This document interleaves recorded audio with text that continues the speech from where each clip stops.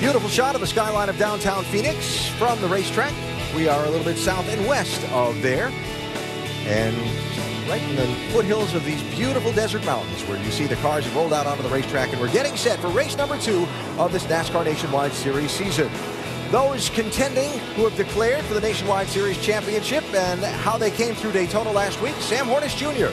is the championship leader. Yeah, I know it's only one race in, but this is the first time Sam has ever led a championship in NASCAR. And by the way, coming back to the site of his first win in the series, and our ESPN in-race reporter for the day. Hey, Sam, it's Dale Jarrett with ESPN. Thanks for talking with us today. And first question comes from our mailbag, and Bob in Burbank, California asked, after leaving Daytona with the points lead, how confident are you coming to a track you've won at before? Well, I was pretty confident coming into it, but our practices yesterday didn't go quite as well as we'd like to, and we've been working on getting our car handled just the way that we need to, but all in all, I got a lot of confidence in my team. All these guys that work on the 12 car, really do a good job for us. Pit crew's going to do a great job for us today. We're going to have a good day, so confidence levels up. We got a good start to the season. We're going to try to keep it rolling. Sam, knowing you didn't get the car exactly like you wanted in practice yesterday, and knowing you're not going to be on pit road that many times if all goes well today, does that put a little more pressure in trying to get the right information to your crew chief to where he can make those adjustments in just the few stops you're going to have? Well, we've always got a lot of pressure on us, but at the end of the day, I believe that we've done a lot of work in the offseason to try to get everything exactly the way we need it to be, as far as the dialogue and the chat back and forth between me and the guys on the box. So we're going to do the best that we can as far as that goes, and just really excited about our opportunity today. This is one of my favorite tracks, and looking to have another good run here. I want to thank Nationwide Insurance for what they do for us, and all the people at Detroit Genuine Parts for being on our car this week. All right, Sam, thanks for talking with us. Have a great day now. And he's going to talk to that guy on the box for you, your crew chief, Greg Irwin. Hey, Greg Irwin, Andy Petrie up in the booth. You're calling the race now in the Nationwide Series. It's got to be a little different than some of the races you've called over in the Sprint Cup garage. We also have a new tire here. Is that going to change the way you call this race? Andy, we're doing our best to get this thing sorted out. We got this number 12 cars digging pretty good. The wears are a little bit different than what we've seen historically here on this repave, left side to right side wear. So we're going to have to wait and see what this first set of tires looks like these Goodyears when we pull them off, and then make try to make the right decision for the end of the show. Okay, well, good luck making the right decisions. We'll keep an eye on you. Maybe talk to you later. Have a good one. Thank you, sir. All right, man. About a half a lap from the green flag. Austin Dillon is carrying our AdvoCare on board today as we take a look through our ESPN high-definition cameras. Jimmy Johnson in the field with our Chevy on board. Trevor Bain's got the Goodyear camera. Elliott Sadler, the Nationwide Insurance camera. Sam Hornish Jr. is the Ford EcoBoost on board. Kevin Harvick, the American Ethanol camera. Kyle Busch, the Nationwide Insurance camera. And Parker Kligerman with our Toyota on board. 200 laps, 200 miles around this racetrack. At least 2 pit stops, probably a third. And the question is, in this early going anyway, based on qualifying, will anyone keep up with Kyle Busch? He was fast in time trials. That's Kyle in the black and white 54 leading this field down to the green.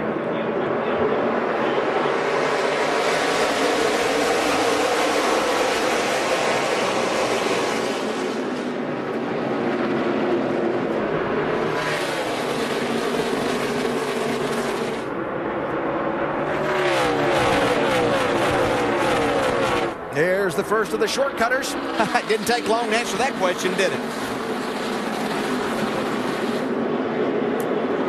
Oh, Justin Allgaier wiggling and wobbling. That's Travis Pastrana up out of the groove in 4. Yeah, this racetrack's been sitting for a while, and it's a very hot day out here. I'm sure that these first few laps are going to be extremely slick for these drivers. These are tires they qualified on. This was an impound race, so they haven't been able to do anything much to the cars since those qualifying laps. Yeah, the track has lost some grip since it's been repaved, but they have come back. Goodyear has with a better tire, a little softer tire, but it's still hot and slick out there today. This little hornet's nest is from 6th place on back. Oh, trouble. Johanna Long, Jamie Dick, 55, and more. Yeah, Sam Hornish involved in that also, I believe. I think he'll have some front end damage. 99, Alex Bowman. Had that terrific run at Daytona a week ago. And there is He Jamie hit the Dickey. wall right in front of you, man. Yeah, that's too bad for Jamie Dickey. He's had a good qualifying run the last 2 weeks. This team's trying to get off the ground. Looks like Johanna Long's got some damage in the front they'll have to address.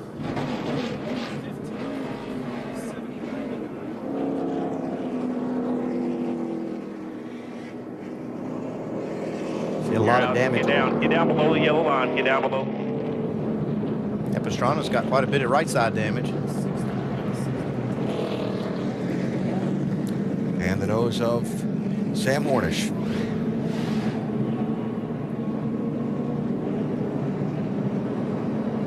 Ooh, that's Johanna Long, first one to go. Yeah, Pastrana right behind her. Pastrana. I wonder just how slick that racetrack is coming off for. It's almost like there was something on the track, or actually they could have been just a little bit high coming off that corner.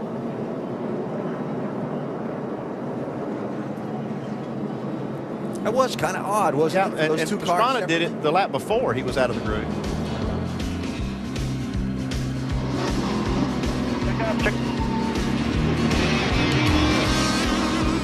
Well, good big call for the first caution wave today at Phoenix.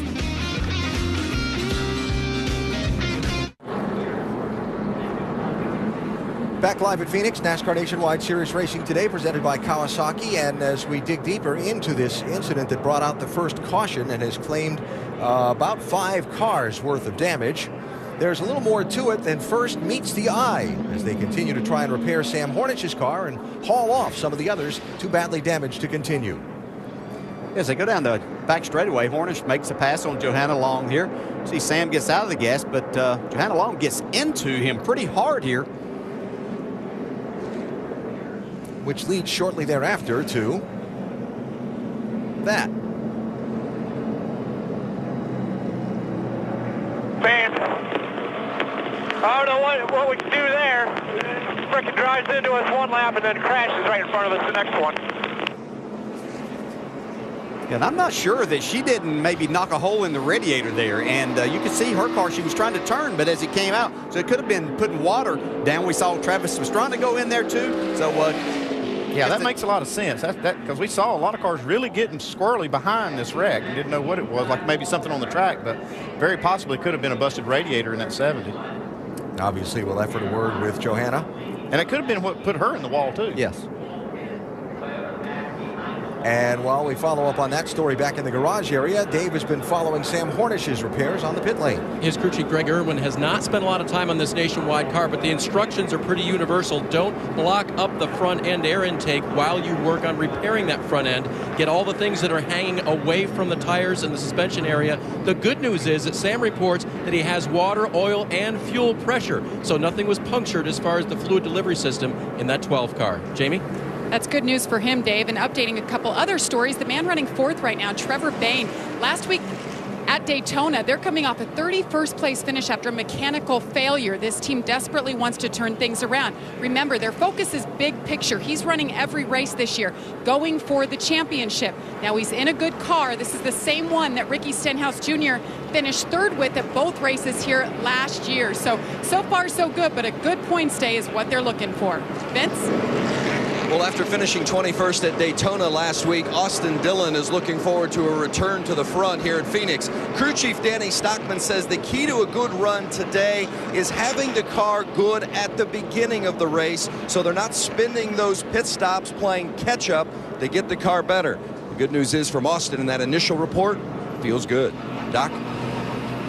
And Vince, Travis Pastrana now back in for the third time during this yellow flag. Damage to the right side of the car. They changed right side tires. They trimmed the right front of the splitter off the car. They're putting barrier bond back down on hold. It's in the right fender between the fender and the deck lid and the rear spoiler. And Travis said also the steering toe is not in line. It's knocked out of tow, but they don't have time to fix it. They're going to try to get the barrier bond on and send him back out and fix it again, maybe later in the race if possible. Alan? All right, Doc, so a race from 15th position results in 5 cars with some pretty significant damage and the first yellow flag of today's race here at Phoenix. The Dollar General 200, fueled by AmeriGas, is under caution, and we'll be back for the restart in a minute. If it's as pretty where you are today as it is here in Phoenix, you are lucky. As we welcome you back to the NASCAR Nationwide Series from the Valley of the Sun, our telecast today presented by Kawasaki. Race fans, check out NASCAR.com/RaceBuddy and watch all the race coverage today live from Phoenix, including HD live race views, live chat, and live leaderboard. While they continue to clean up a rather sizable liquid spill all the way around the racetrack, Mark Hollywood Armstrong waits down in the pit lane to change front tires for Parker Kligerman's 77 Toyota today. Hollywood, you're only going to get your hands on that race car a couple times today. This might just happen a couple of times, but we talked about it in our team meeting. Hey, it could be 2 tires, it could be 4. We'll make that decision when they hit pit road. It's a little bit hot down here, but hey, we're ready for it, and we're ready to go to battle today. There you go, Hollywood. Have a great day down there. We'll keep an eye on you. Thank you, guys. Focal point around the beginning of this first caution was contact with Sam Hornish and Johanna Long. Long getting into the wall, exiting 4 after that contact. So let's check downstairs. Alan, Johanna has been released from the infield care center. You appear to be okay. Johanna, what was going on with the race car and with you and Sam on the track? I got in a little too hot, worrying about the guy in front of me, making sure that I got in way too hot. Didn't mean to get into him. Everywhere that happens all the time, you know, I didn't mean to, but my car just got really tight. I don't really know what happened. Shattered to the right front really bad, getting into 1, and couldn't really get off the corner. Going to 3, picked up the throttle, and it just took off on me. I hated that happened for my guys. We worked extremely hard all weekend to get this car as good as we can get it, and it was a really fast car. Felt like we had a top 15 going for us, and hate it. You had so much optimism going into 2013. How do you recover from this? Just going to another race. You know, I hate it. It really stinks for us because, you know, we only get 21 races here, but we just have to go and I have to give everything I got in Vegas. You know how hard the ML Motorsports crew will work, Alan, just like they all do when these things happen. Yeah. So interesting follow-up there from Johanna as well. Yeah, I have to really agree with Dale, though. I think what really made this situation way worse was that when she made that contact with Sam getting into 3, it pierced that radiator and probably put water onto her tires, and then she got in the wall, came across a lot of other guys, and you can see some of the other cars behind her also slipping around. Sometimes in these accidents, things happen that are a little on the odd side. They've had Sam Hornish's car on the pit lane this time because there was a transponder, scoring transponder apparently from the car that he hit in the chain reaction, Jamie Dick's car, the 55, that was stuck in the grill of the 12. So each time Sam made a lap, Jamie Dick got credit for a lap, I guess. But NASCAR timing and scoring on top of that, obviously. And yeah, that is strange. Those transponders are mounted on the rear frame section. And I guess Sam got into the back of his car and maybe picked that thing up, stuck in the nose. Does he have to give him part of the money for what he gets? They obviously have several redundant scoring systems on these cars. And in fact, while they got that transponder dislodged from Sam's car, if I have the report I was just given correct, he did lose a lap, but because it was to dislodge that transponder and not basically their own work, NASCAR's giving him that lap back now, and that's why you see him passing the field, and he'll get sent by the pace car and come back around. That's fair enough. I wonder what he was passing all the cars for. It wasn't just for giggles. Yeah, he's a nice guy, but there's a lot of nice guys out there. So. Might be getting sent around that pace car again, too, so we'll keep an eye on that. While we're still working to set the field for the restart, reminds you, got a don't-miss Pac-12 battle tonight as Mark Lyons and the Wildcats take that tough road test against Shabazz Muhammad and the Bruins. Saturday prime time, part of Bracket Builder Week. It's Arizona UCLA tonight on ESPN and live on Watch ESPN. College game day out at Pauley Pavilion earlier today, and that should be a good one.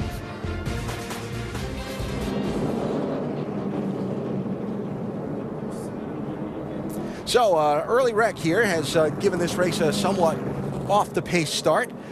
And Travis Pastrana back on pit road again. I believe this is for the 4th time getting repairs made on that Ford Mustang. Remember, separate incidents at the start. Yeah, he hit this wall pretty hard coming off 4. You see right there, climbed up on it with both right side tires.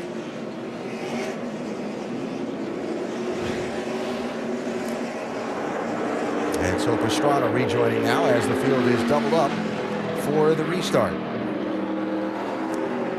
Sam Hornish Jr. will be 1 lap down and will start at the end of the field for pitting too soon. He did come in before the pit lane was open. Pastrana, after all of those stops, did remain on the lead lap. And now we get back to the action, which before we even got a chance to talk about it much, sees Joe Gibbs Racing 1, 2, and 3 at the front of this field for the start and as they get ready for the restart.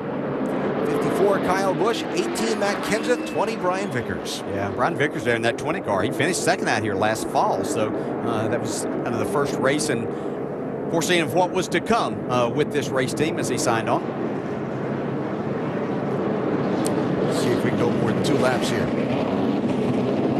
Tough. It's a slick racetrack right now. Trying to go double file, as Andy talked about, can be difficult down into turn 1. And off turn 4, as we saw.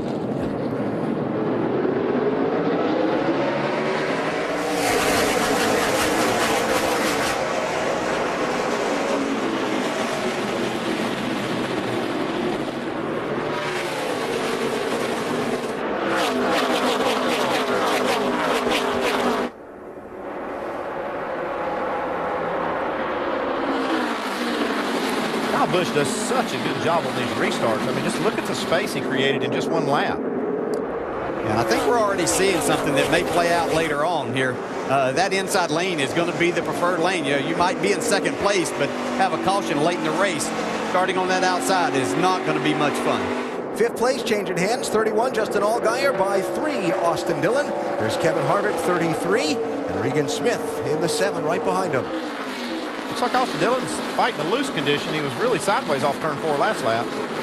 And of course, 43 is Eric Almirola in the Richard Petty Motorsports Ford this week. Our thoughts with Michael Annett as he recovers from that dislocated and fractured sternum that he suffered in that wicked crash at Daytona, the second to last crash. Michael undergoing surgery this week, and understand, according to Doc Punch, that he's doing well, and glad to hear.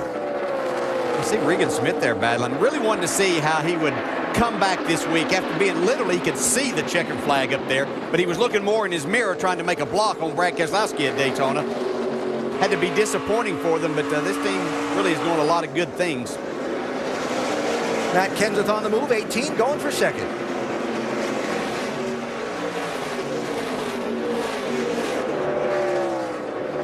These 2 weeks, Joe Gibbs Racing brings a powerful lineup whenever they throw Kyle Busch, Matt Kenseth, Brian Vickers, and Elliott Sadler on the racetrack. Anyone could win at any time. So Jimmy Johnson driving the Junior Motorsports 5 here this week. Brad Keselowski to his outside in the Penske 22. Jimmy making a very, very rare Nationwide Series start. Was in 1 at Watkins Glen, and then it was back like 4 years ago to the last time he ran the Nationwide car. And who's he find himself racing against? Brad Keselowski, same guy he raced for the championship last year. And I asked Jimmy, Andy, I asked Jimmy on Monday up in Bristol, Connecticut, you know, why are you running this? And he said, you know, when they changed the track, he said, I just have not gotten the feel that I need to make this work. He said, and I don't know if it's, you know, me as a driver, things I need to work on, or things I need to find in the car. And he's got Chad working with him there also. Said he needed reps, and he's going to get 200 of them today. Johnson fighting with Regan Smith there for 9th and 10th. We see his Sprint Cup Series results since this track was reconfigured. Only once better than 14th. How about this car today, Vince? Pretty good for Jimmy Johnson right now in this 5 team, and Mike Baumgartner is the crew chief on that car, and as you noted, Chad Knaus on the box as well. And I talked to Jimmy after practice yesterday, after the 2 practice sessions. He said, I've learned a lot because everything is so new to me. He said, how it's going to translate to the Cup car on Sunday, I'm not real sure, but all I do know is when I've gotten out of the Nationwide car and gone and gotten in the Cup car for practice, I've been fast, so something's working. I just don't know what it is yet. Now Jimmy Johnson sitting now in 9th position after getting by Regan Smith, but Brad Keselowski getting away from him just a little bit.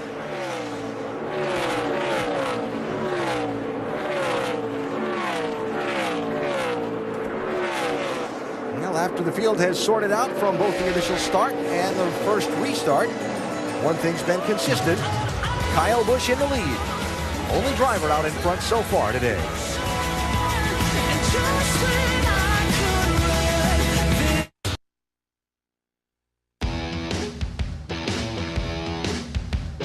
Start your engines!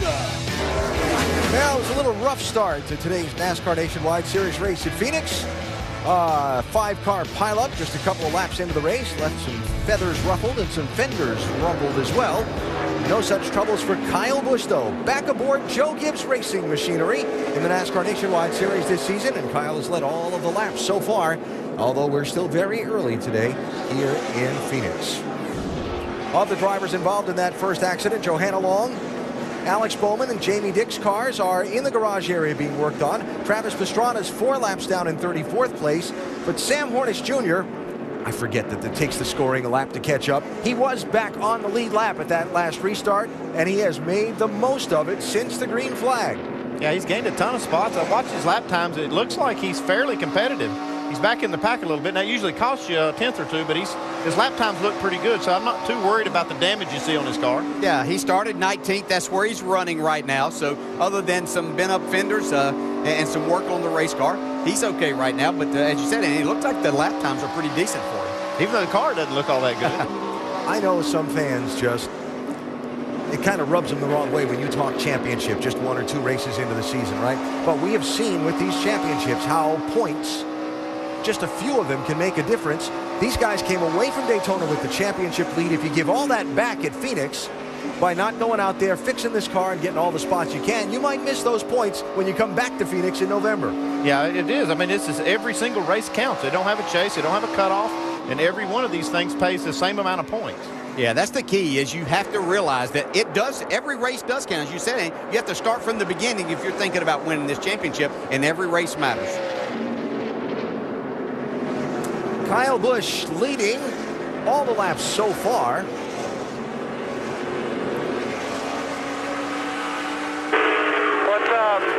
What openings on the nose for brakes do you have? There's 2 3-inch holes. The top one's half open to the caliper. The bottom is 2 inches open to the rotor. Cover the bottom ones. Cover them up. Solid. 10-4, you got some chatter? Yeah, I got brake shake, but I'm not using them. That's why. I'm using, like, no brake. Yeah, you hear him talking about the cooling for the brakes, and you think, well, if he's having brake problems, they probably need to cool them more, but that's not the case. These brakes really like to operate at a pretty high temperature, and if they're not there, they'll actually shake through the pedal, and that's what I think Kyle's feeling here. I think we figured out why he's leading all the laps. He's not using the brakes. If you got a car that'll drive like that around here. Yeah. And Kyle Busch is one that doesn't use a lot of brake anyway. That's kind of what people at Joe Gibbs Racing have told me over the years, what makes him fast at a lot of places we go. New 4th place runner, Kevin Harvick, 33 by Trevor Bayne. Harv sneaking toward the front. And somebody here at Phoenix you had better keep an eye on. Yeah, they didn't seem like they were all that happy with practice. I mean, it wasn't going like it was for Kyle Busch. His practice sessions went really well, but they still, when you got Kevin Harvick driving your car here at Phoenix, you know that you got a chance to get the car where you need to be, and if you do, you're going to have a chance to win. Kevin Harvick's becoming more and more like Mark Martin, I think, every day. Whenever he's not very happy with his car, that's when you better watch out the most for him. How about it, Doc?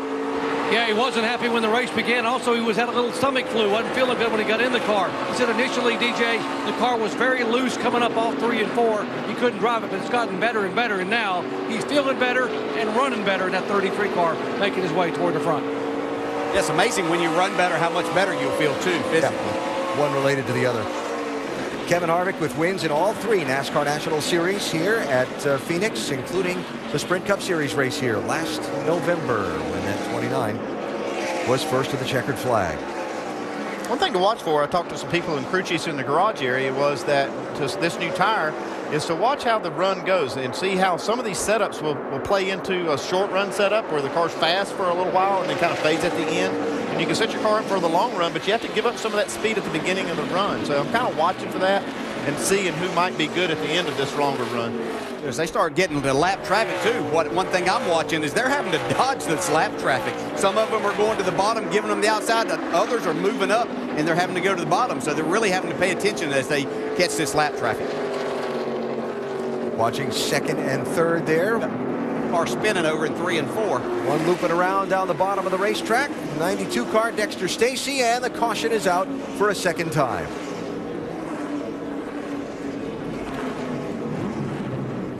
The youngster from Canada who was unable to qualify at Daytona last week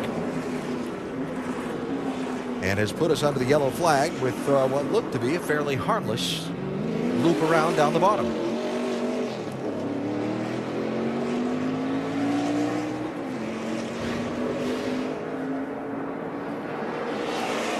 Oh, is that Brad Keselowski that was right behind him? Is there any contact? That's just kind of what I was talking about right there. You know, I'm sure that Brad expected him to move down there, and looked like he stayed up. I don't know if he had to correct a little bit. Yeah, Brad just carrying a lot more speed and looked like he might have just got into the back. Hard to tell from that angle if there was contact or if he just got in a little hot trying to get out of the way maybe. So second yellow flag is out, and we're 39 laps in. This is from Austin Dillon. Watching. Spinning, just watching. 5 foot view. Come on. There you go. Good job. Caution's out. Jimmy Johnson bumper tag there. So caution out here. I was starting to say 38 laps in, 39 laps now. Probably see some pit stops here. Yeah, this would be a good opportunity for everybody to get in the pits, and then it would be an opportunity for us to see what they're going to do, whether they're going to change these 2 tires or change 4 tires. The one thing that they're going to look at is how much fall off they've seen since the start of the race, and that's kind of how they make their decisions. Here they come. We'll find out what they're doing.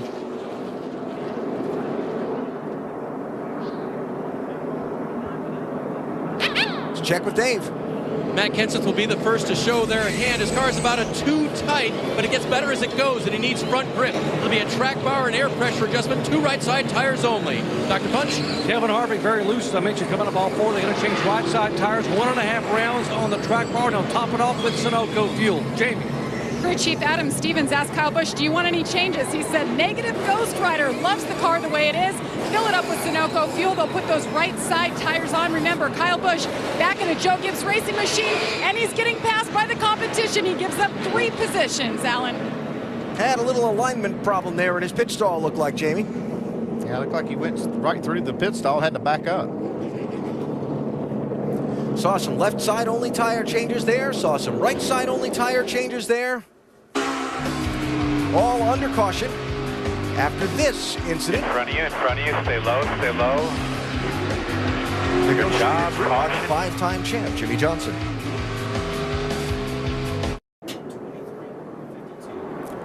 Coming back for the restart at Phoenix with Matt Kenseth and Brian Vickers now first and second, and Kyle Busch back in 23rd after problems on his pit stop and a speeding penalty on the pit lane.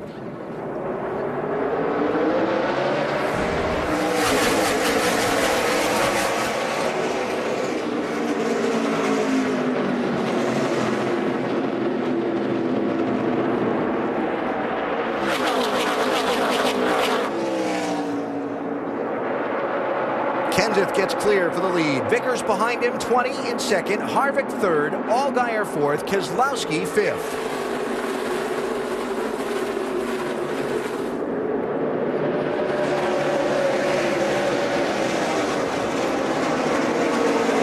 It's Brian Scott in the deuce with Trevor Bayne, Almirola, Parker Kligerman, 77, stacked up behind him. They're working on Jimmy Johnson in the 5. Yeah, and the car rest in front of that, the 32 of Kyle Larson, saw him pass 3 cars going in and exiting turn 4.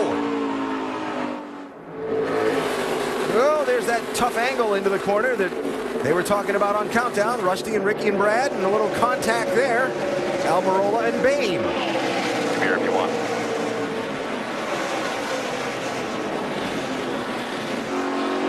It's really hard to drive off of turn 4, off of either of these corners. If you're side by side, both cars powered up, not to get a little bit of contact. I talked to Trevor Bayne, and he was saying how important it was to have a car that will get going on the restart. And that's what he needs right here, is a car that'll really go for the first 5 or 10 laps, because he expected to see a lot of cautions, and he needs a car that'll get going. And Kyle Busch has gotten going on this restart because he restarted a lot further back in traffic than he was before. He started 23rd on this restart. He's up now to 15th and trying to pick his way forward. And let's go back and show and tell what happened to Kyle on the pit stop initially that set him back.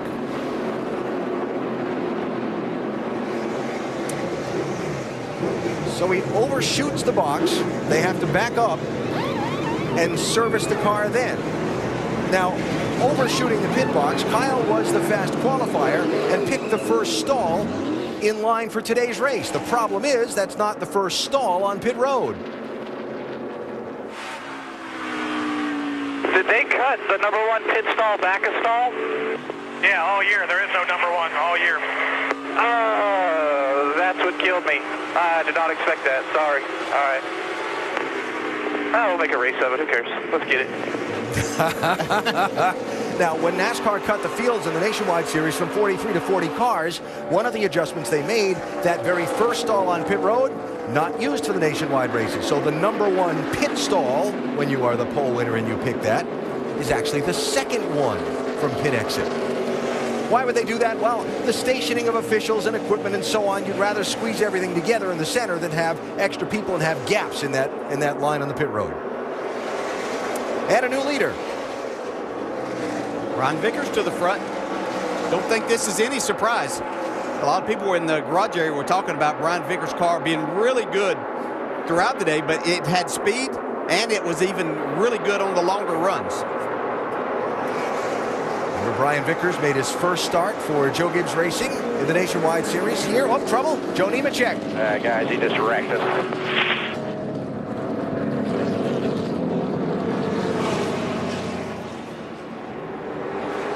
And some pretty good damage to the back. How bad is it, Joe?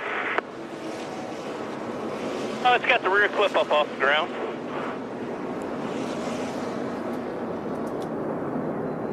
Yeah, I can see the deck lid stuck up. The spoiler looks like it's laying back. Looking at the TV. Looks like we can't fix that on pit road.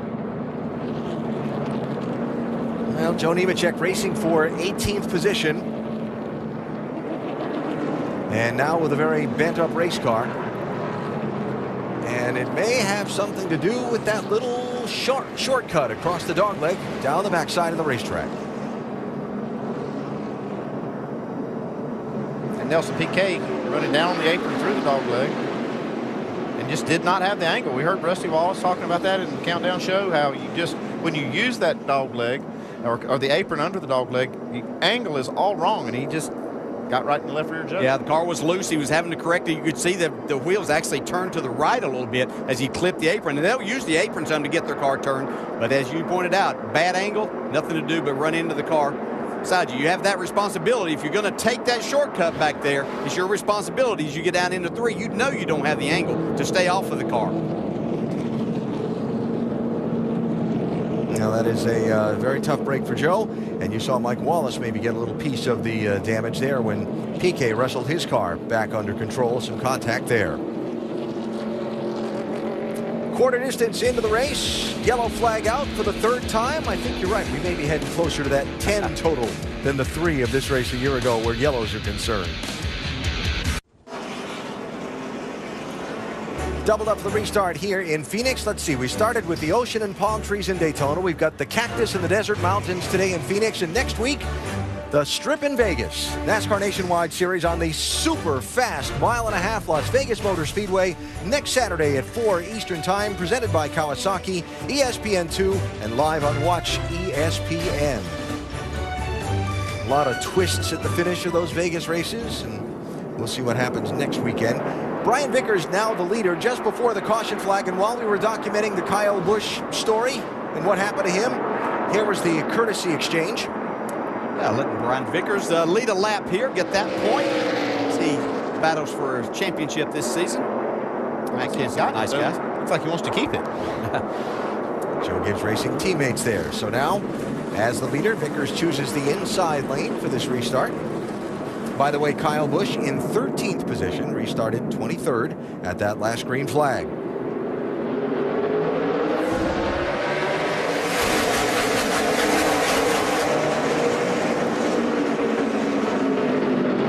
Kevin Harvick all over the back bumper of Vickers. 33 car looking to make some traction. Keselowski to the high side to take that 2nd spot.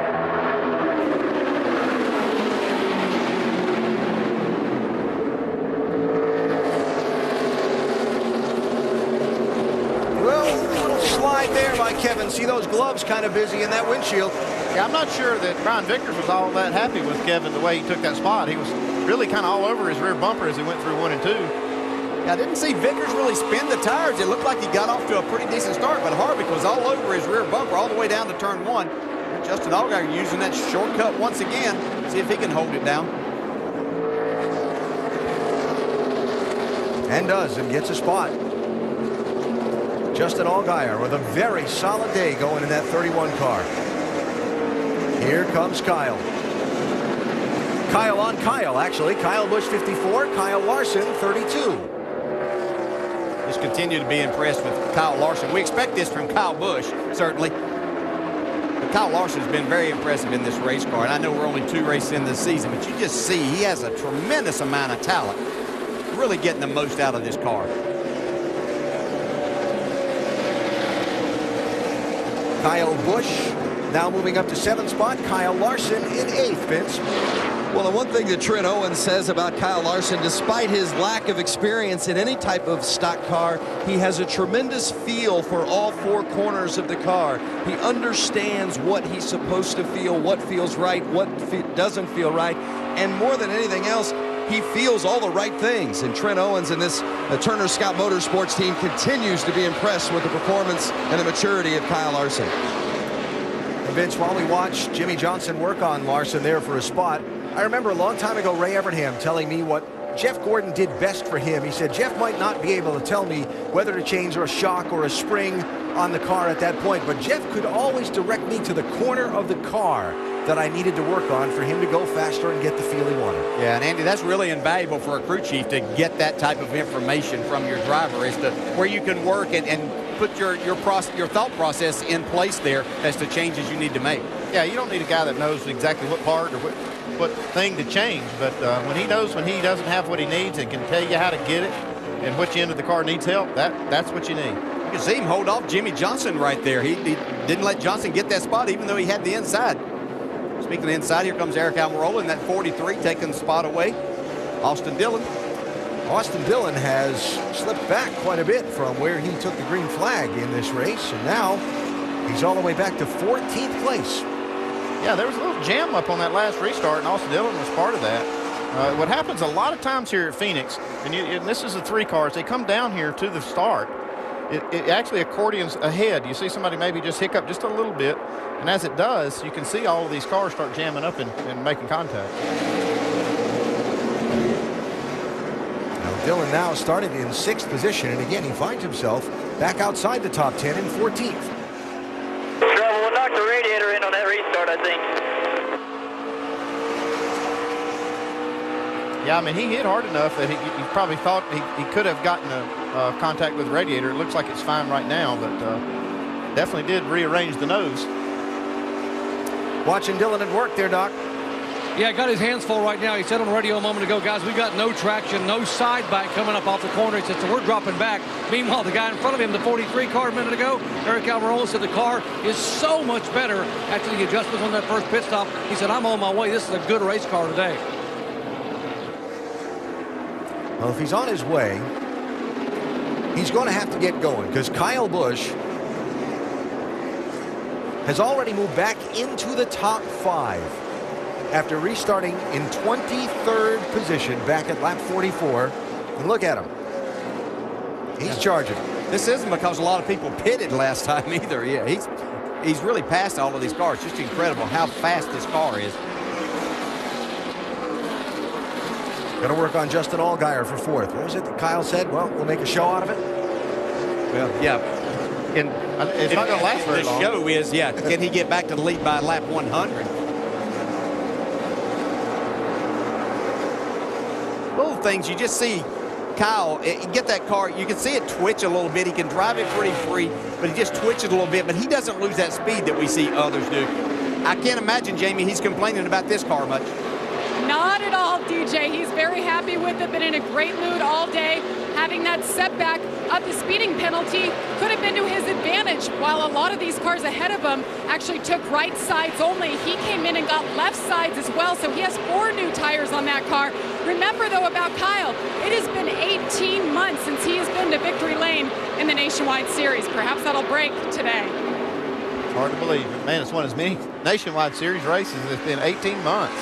But he's now back in one of these Gibbs prepared cars, and you can see the difference. You know, something else that might be showing us a difference. He got 4 tires on this race car versus all of these other guys with 2. We could be seeing something that's going to show these other teams that he already had the fastest car, but now he's got 2 more better tires than what they have. So could open some eyes on pit road.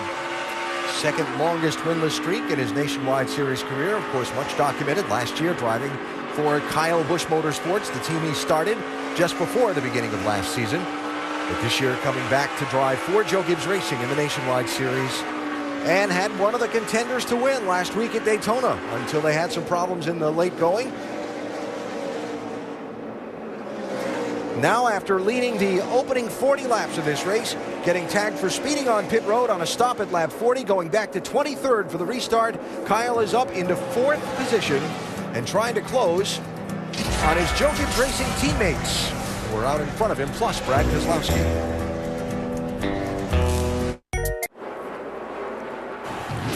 Approaching halfway at Phoenix with the Ram Race Rundown, getting you caught up on what you have missed. We said that this might be race one to really get a good idea of what to expect, and Travis Pastrana was one of the drivers we were looking at, though not really a good chance to do it. Yeah, we're going to be watching his resume all season long, and obviously coming into Phoenix, we wanted to see what he was able to do on a short track. Early trouble, banged up the right rear of that race car. It's going to be a long day for him. Then an issue between the 70 and the 12. Johanna Long in the 70, getting into the back of Sam Hornish Jr. The next lap, trouble. Oh, yeah, you see Sam right here. Johanna spins in front of him. He gets clobbered, tears the front end all off the car. He's all upset about it, but they got the car patched back up, and he's actually doing pretty good right now. He's moving up the field. He's 16th at the moment, but the car looks to be okay on the racetrack, even with that nose damage. Johanna is out of the race, said she just made a mistake. Just got into the corner a little bit too deep. Meanwhile, the dog leg, Ricky, you said this was a place to watch, and here's why. We talked about it in countdown. If you go into the dog leg, take the shortcut, you got to slow down. If you don't slow down, you're going to drift up the racetrack. In this case, he drifts into Joe Nemechek. So that's what's happening with some of the guys who've had trouble. Some of the drivers who aren't having trouble, you see them right there. Matt Kenseth and Brad Keselowski. How about Joe Gibbs Racing? Very strong. Very strong, no doubt about that. You know, I talked to Matt Kenseth. He felt real good about his car. Obviously, Kyle Busch is strong. And look at Vickers. And I got to tell you guys, it's hard to look at that 22 car and not think it's a Dodge. It's a Ford this year with Penske Racing. And Brad's picked up where he left. He's always in the top 5, always running good. Hard to look at the 18 car and not think that it's Kyle Busch. That's exactly right. That's exactly right. Yeah, the Joe Gibbs Racing cars look very, very strong. Kevin Harvick looks strong. I mean, all of your big guys are up front, really battling it out. Let's get to the end of this race, see what happens. So I'm interested. We talked about getting back to fundamentals. Hit your mark. Turn, rotate, up off the corner straight so you don't burn the rear tires off. That's what these drivers' objective is, and also giving good information to their crew chief. Back to work, boys. Fundamentals, Alan, also important because, as we said earlier, this kind of feels like the first race of the regular season. Well, it's certainly the first race of what will be the dominant part of the schedule, with just the 3 restrictor plate races for the Nationwide Series during the year. And this is what they'll do most of. And Joe Gibbs Racing looking like they're doing it better than anyone so far today, with 3 of the top 4, and certainly Kyle Busch making an impressive charge after being back to 23rd position after the hiccup on the pit stop earlier when he overshot his pit, actually thinking he was going to the pit next one down instead of the one he had to stop in. Look at that scoring serial. March, march, march to the front. He just doesn't waste any time whenever he catches these cars. He's able just to make a pass. Now, obviously, as he gets closer to the front, this 22 and 18 may be more difficult, but I think that he just gets such a run off the corner, it's not going to be any problem. Nobody's going to present a problem for him at this point of the race. Yeah, I think he knew just how good a race car he had, and you can see Brad Keselowski knows how good it is, too. He just waved him by, but he wasn't too worried about being able to make up those spots. Yeah, there were a lot of people in the garage area yesterday that were talking about that this 54 car was kind of in a class by themselves. Now, they say that a lot of times, and they go make adjustments, and they can get closer to him, but they were exactly right in this case. He won the pole by 0.2 of a second over the second-place car. On a mile track, NASCAR competition this era, that 0.2 of a second is a ton. So if you put 0.2 of a second a lap, in 10 laps, you put a second on the second-place car. Right? I did carry the 1 correctly in that. And, you know, that's the kind of pace that Kyle has had in practice and in qualifying through the weekend and obviously in the race so far. Of course, Kyle has started in the #1 spot on prior occasions here at Phoenix. He's done a lot of leading. Most of the time it's worked out. even had one in there where he had to overcome some problems to go to victory lane. Had one race here where he led all 200 laps and scored the win after starting on the pole. So, yeah, this is just an incredible program. Obviously, Kyle Busch is very talented, but at Joe Gibbs Racing, they put such an effort into these cars, and now they have all 4 of them running well. It's just amazing the effort that's put forth at Joe Gibbs Racing. There's the fourth one, Elliott Sadler there in the 11 car, battling Jimmy Johnson. You know, I talked with Elliott briefly yesterday in the garage area between the 2 practice sessions, and he said, you know, there's just so much I have to adjust to. It's not just jumping out of a Richard Childress car and jumping into a Joe Gibbs car, as I've done this year. He said steering boxes, the way things are in the car, everything is new. So I'm not exactly sure. The question I asked him was if he could feel any difference in the tire they brought for this race than what they had here last year. He said, I have no idea because there's so many other things I'm trying to figure out. Dave, right now, Elliott is back in 10th spot. And interestingly, Alan, both of the drivers I'm covering from Joe Gibbs Racing, Matt Kenseth and Elliott Sadler, are talking about similar issues, about being either too high up on the right rear or too stiff to the right rear. So both of those drivers are brand new to these race cars, and both of them are experiencing similar things. They're things they'll adjust to, as the veterans would do, but as Matt works traffic here, he's getting a challenge from Kyle. Yep, Alex Bowman back on the track in that 99 after wreck repairs involved in the early skirmish. 79 car. Jeffrey Earnhardt. Take him high, take him low, and we'll race for the lead right through it. Yeah, Kyle showed a lot of pace. He had an opportunity there to probably press the issue. No need in doing that here. Not even 90 laps into this race yet. He knows he has by far the best race car out here. Remember a time here at Phoenix where you had a car like that on the Sprint Cup side? Yeah, it was fun. I'll tell you, you get a good one. This is always a challenging racetrack. Of course, they've reconfigured the track, but it's basically still a lot the same, and we're seeing this track get more like what they had before because you can see that it's lightened up. There's not nearly the grip out there. Even though they've got a softer tire, Kyle's going to try to make this pass on the high side. I don't think Matt's going to give him much trouble. Going to pull over and let him go. It's just a fun racetrack as a driver to try to negotiate. Well, what'd you get, 2 laps down in that race? Got just over a lap down and made that up under green. Made a green flag pit stop, caution came out, got the lap back, and then went all the way through the field, took the lead, took the win. It's all right, if you won't brag on you, I will. So Kyle Busch from 23rd back to the lead after the problem on the pit stop back at lap number 40. And we remind you, as you watch our NASCAR Nationwide Series coverage from Phoenix, presented by Kawasaki, that you can check out NASCAR.com/RaceBuddy and watch all the coverage from Phoenix, including HD Live Race Views, Live Chat, and Live Leaderboard at NASCAR.com/RaceBuddy.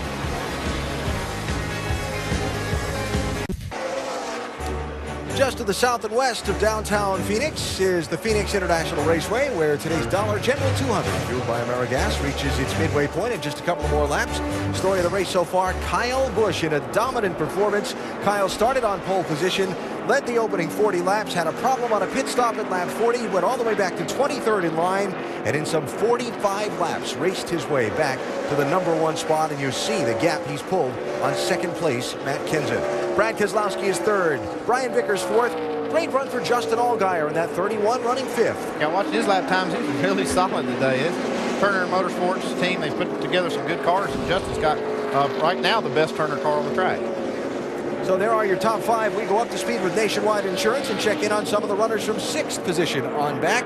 It's Kevin Harvick that's running 6th, Doc. Thank you, Alan. And 6th place driver Kevin Harvick's only pit stop of the day came on lap 40. They came in and changed 2 right side tires, made a track bar adjustment trying to help the car that was very loose. Problem is the car was looser after the pit stop than before. Kevin says the car is literally sideways and hard to drive. Desperately needs tires and a chassis adjustment. Dave. Regan Smith has lost 1 spot since the restart. His car is still a little bit tight at both ends of the racetrack.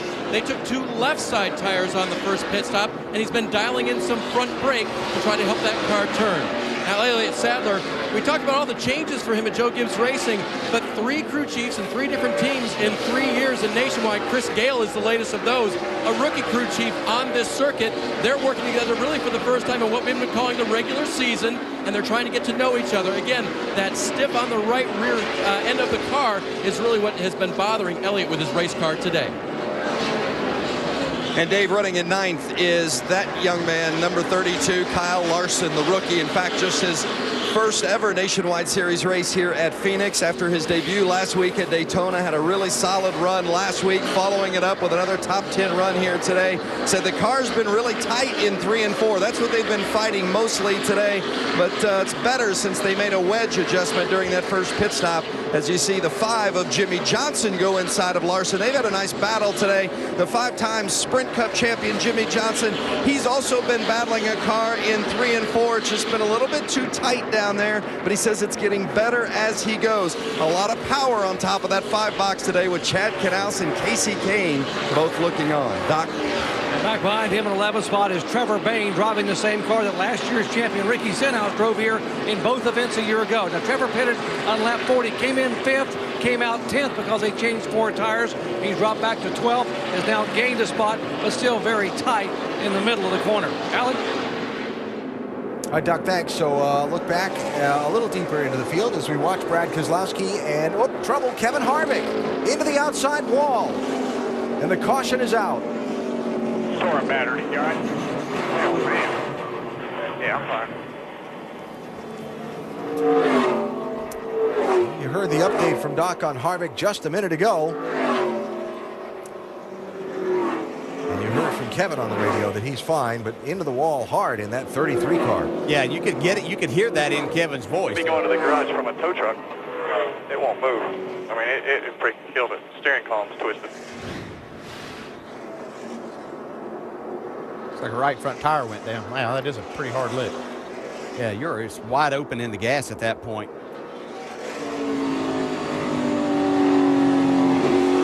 Outside corner, clear.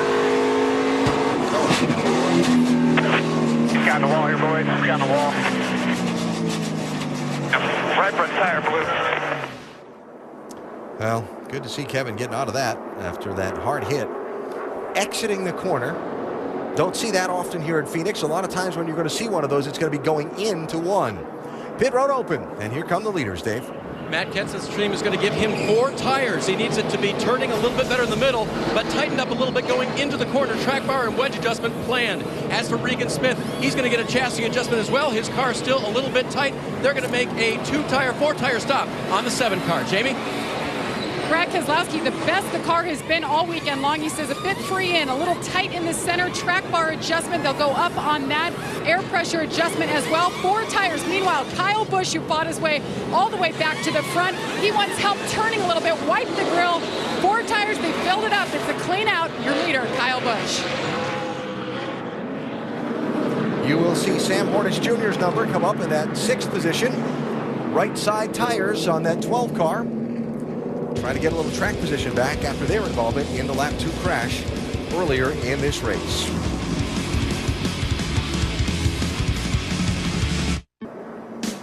The NBA Sunday Showcase on ABC features a cast of all-stars tomorrow and one rivalry in the East. LeBron James and the Heat go to Madison Square Garden to battle Carmelo and the Knicks. Then at 3:30, a showdown in the West. Kevin Durant leads the Thunder against Chris Paul and the Clippers. The NBA Sunday Showcase coverage tips off with Kia NBA Countdown at 12:30. Then Heat Knicks at 1, Thunder Clippers at 3:30 tomorrow on ABC. I have it on good sources that the Atlanta Hawks were staying at our hotel here in Phoenix for their game against the Suns last night. And while we await the cleanup, let's check in with our ESPN in-race reporter, Sam Hornish Jr., back up to 6th. Sam, Dale Jarrett, you with us? Yeah, 10-4. Hey, I know things got off kind of a rough start for you, but how's your car since that? The first run directly after that was pretty good. Made a few changes last run that didn't really help us out much, so we decided to try to go back a little bit, also to do 2 tires, and we'll see how it plays out for us. So we're just trying to get a little bit of track position to make sure that we keep the car clean. And when you do these 2 tire stops, it's all biggest thing is about ending up better than you were when you started. Hey Sam, we're seeing a lot of cars sliding around. This racetrack, even though this is just the 4th race since the reconfiguration, lost a lot of the grip it had. Yeah, this new tire has a lot more grip than what we had last year. And today was the first time that we've really slid around as much as we have. So, just a little bit hotter temperatures, things like that, not having, multiple stops. But I think that, it's going to continue to lose grip, and that's just going to make more and more of this happen. All right, thanks for talking. Good luck. Thank you.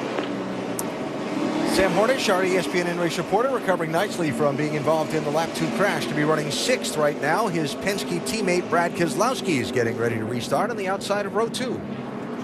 Save for me. We're about, just save for me. How about that? That 4? I didn't want to give away how many laps he needed to save, did he? That was when he was exiting the pit, so maybe he hadn't quite done all the calculations yet either. As a driver, you kind of need to know how much you need to save, though. Yeah. Jeremy Bullen's there, the crew chief. We're going to restart here with 92 laps to go. And obviously that comes to be a factor if this race were to run green from here to the finish. Somehow I'm not counting on that. Not buying that either. Yeah. Free pass to Eric McClure back on the lead lap with this yellow flag. Eric running in 18th spot.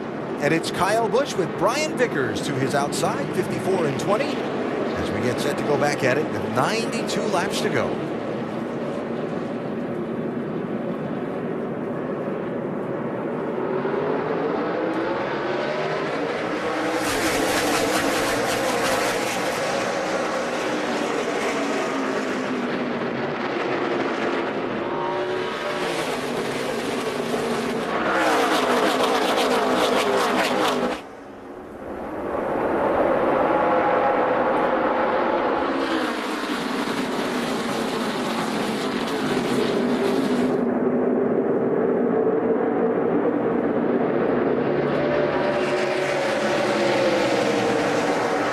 Sorting it out in front of the field. The Joe Gibbs Racing cars, 1, 2, and 3. Kyle Busch, Brian Vickers, Matt Kenseth, Keselowski, Shiggs, and more. Then Hornish goes around off turn number 2 in a cloud of smoke. We're coming toward you. Good save. And everybody gets away with it, including Sam. Caution quickly back out.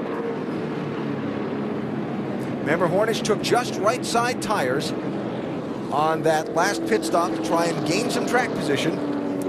I was wondering how that might work. He had a lot of laps on those left sides. Yeah, he drove it pretty hard down into turn 1. Yeah, he drove it down hard into turn 1. He had Kyle Larson right behind him. He was trying to stay ahead of this group, and you see he just got a little too high. Larson does a good job not to hit him. Yeah, Trevor Bayne got into the wall. That 6 car's got some damage, too.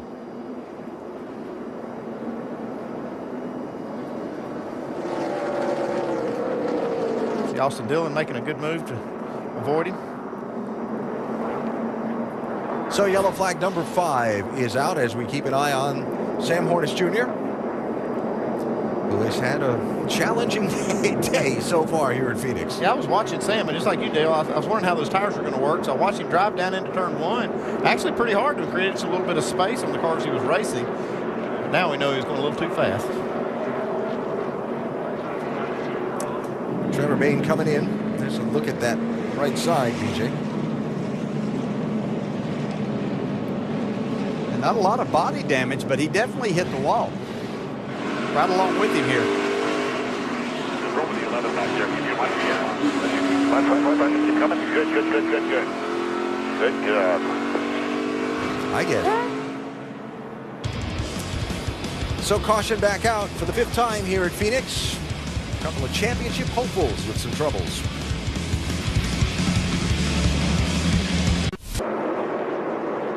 Back as the pace car hits pit lane. Let's try this restart thing again. Kyle Busch, Brian Vickers, the black and the yellow cars with what'll be 87 to go. And a jam up in line. Like Regan Smith in the 7 might have spun his tires. Everybody got away with it. Yeah, Elliott Sadler may have been biting there, but he gave that spot back, so everything should be okay in NASCAR's eyes there.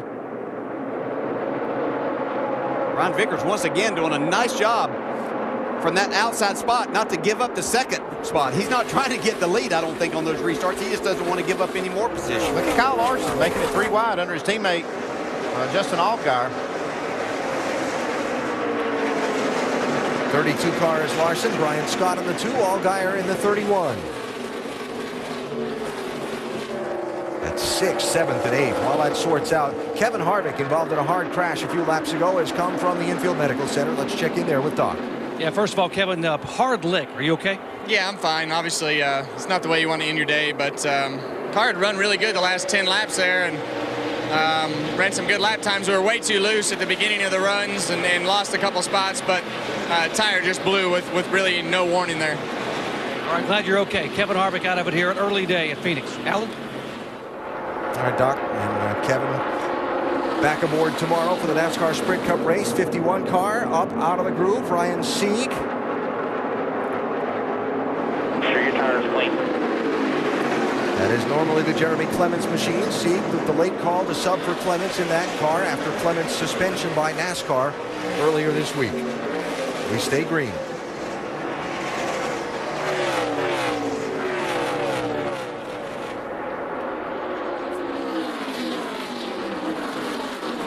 So on the last restart, we saw that big shuffle of traffic back in line. You don't often get away with that here at Phoenix without somebody losing the nose of their car. And it seems like we see this all the time here at Phoenix. I don't know why, but it's like I don't know if these restarts with hot tires, they pick up a lot of debris on them that they just can't get the track. That, and it's so flat right there, and you're anticipating. And as you said, we see it all the time. So you think drivers would give each other a little bit more room, but Check up. really having a hard time getting going there. Elliott Sadler doing a great job of making that worse than what it was. And that was on board Parker Kligerman's car. He did a nice job too. Brian Vickers doing a nice job of keeping Kyle Busch in his sights here.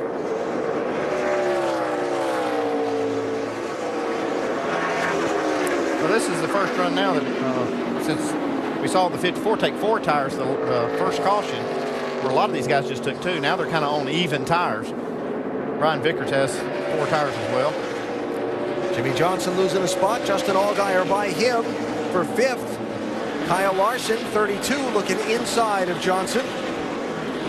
Now Johnson got some spots on that restart there. It doesn't look like his car is quite as good as what these Turner cars are. We talked about Justin Allgaier earlier, and here's Kyle Larson doing a nice job trying to pass the 5-time Sprint Cup champion, Jimmy Johnson. They were talking about cars that had short run setups and long run setups. It looked like Johnson's car was pretty decent in that long run. He was able to get around Larson and kind of start going to the front, but the caution came out. Jimmy's car's not going to look so pretty right here, as we see what put him back into the throes of that fight with Kyle Larson. Oh, wow. Justin Allgaier getting by in the 31, and Jimmy needing a second to regroup. You can almost see that left rear tire chattering. Yeah, that gets your attention in a hurry. And this is what is so great about this Nationwide Series. Here's a 5-time Sprint Cup champ, won some reps on this racetrack, so he has the ability to drop back if he's got a ride and run this race. And here's Kyle Larson, a young kid in his 2nd ever Nationwide Series race, out there with a chance to go wheel to wheel and bumper to bumper with Jimmy Johnson and see how he stacks up and maybe even learn a thing or two. Yeah, if you're wanting to learn, which is what you're doing if you're Kyle Larson in this type situation, there's nobody better to learn from than a 5-time champion.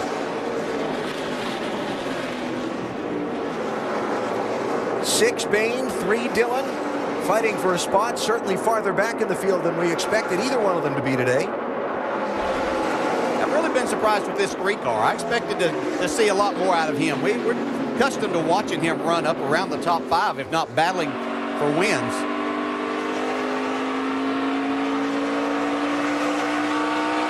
Of course, Trevor Bayne made a pit stop after that close call when Sam Hornish spun a minute ago. Trying to regain some of that track position. There's an interesting pass.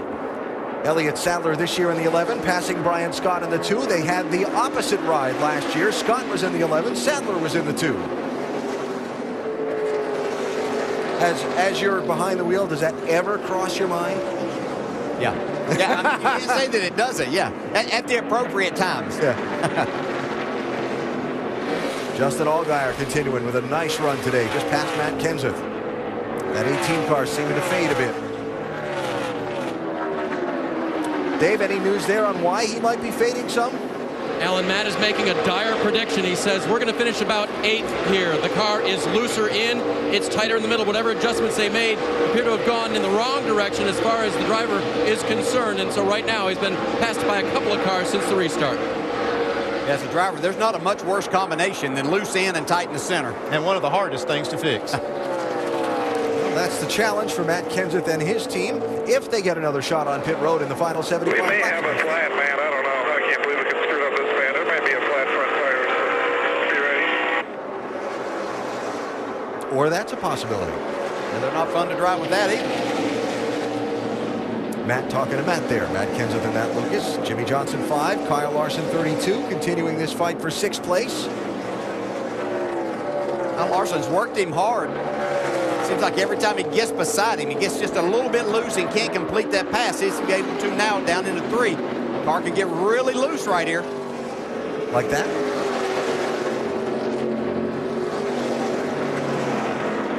And Regan Smith in the 7 going to try and take advantage. Yeah, it's going to cost Larson a spot or 2. And he was very respectful to Jimmy Johnson. He could have moved him in that position, but I think he's going to gain a whole lot more by showing respect to the 5-time champion. Lose a couple spots now, but that'll come back to him later. And all of these things we've been showing and talking about, all going on while another constant remains. Kyle Busch in the lead of this race. Kyle out in front of Brian Vickers by 1.2 seconds, 72 laps to go. He was as low as 23rd after a pit penalty earlier in the race. Tonight, don't miss a Pac-12 battle as Mark Lyons and the Wildcats face a tough road test against Shabazz Muhammad and the Bruins. Saturday primetime, part of Bracket Builder Week, Arizona, UCLA, tonight on ESPN and live on Watch ESPN. Parker Kligerman is on pit road with some damage, as you see to the right side of that machine. A little race for position gone wrong a couple of laps ago. It was 13th place. He was racing Eric Almirola for. And that was the result. Yeah, we've just seen the second groove here not have a lot of grip, especially when you try to get down into the corner. I don't believe there was any contact there. Vince, a lot of damage on that 77. Well, and this is an issue, frankly, we could see coming because Parker Kligerman had been talking about how loose on entry the car was and the fact that the brakes in the right front were chattering so bad. At one point, he said, it's really hard to race it like this. I'm going to just think big picture. Shortly thereafter, he was in the wall. And now Kligerman finds himself 2 laps down in 24th place.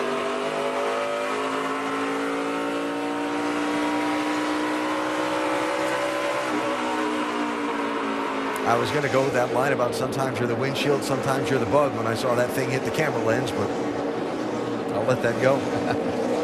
Or maybe I won't. Almost let it go. Race for 3rd here. 22, Brad Keselowski, and 31, Justin Allgaier, who continues to have a solid day for the Turner Scott team with that Chevy Camaro.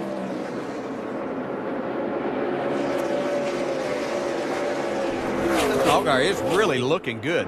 This car doesn't seem to be quite as fast on these restarts as some others, but once it gets some laps on the tires, it really carries a lot of speed. What are they saying about this car, Jamie?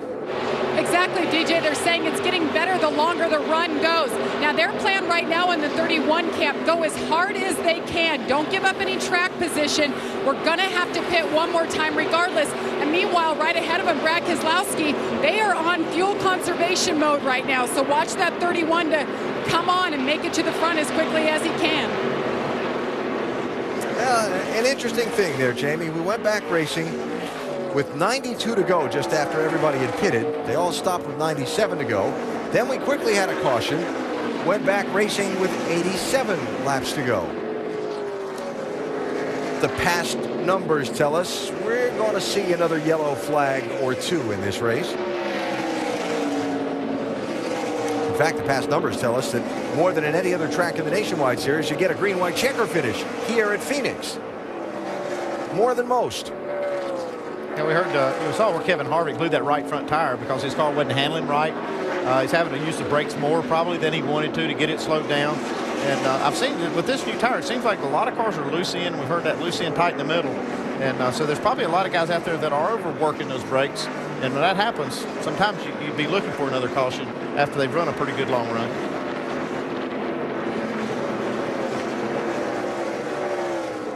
Lap traffic there, 00, Jason White. And the leaders will clear White, and Allgaier will continue to stalk Keselowski.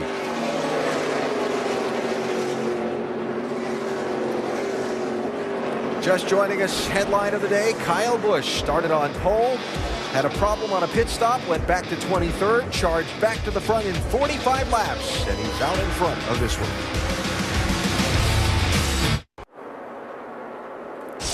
Three-quarters of the way through today's NASCAR Nationwide Series race in Phoenix. Kyle Busch's day, it's been eventful. Started on the pole after winning the pole by 0.2 of a second over the second-place car, and then things went wrong. Yeah, they changed pit stalls on him, actually. When they went back to this 40-car field, he slid through his because he thought he was going into that next stall.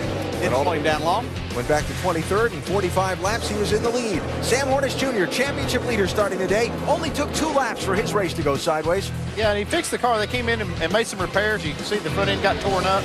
Went back out, made up some spots, and rolled the dice on a pit stop and kind of got behind on that because he brought out another caution.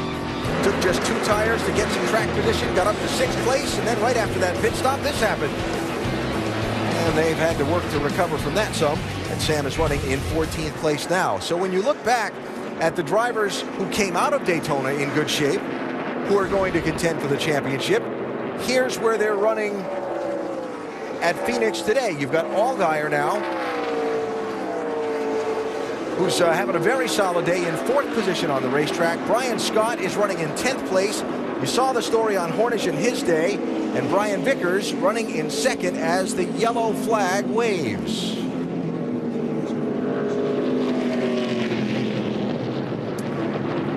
Kyle Larson. Barely with the right rear, nothing, Trent.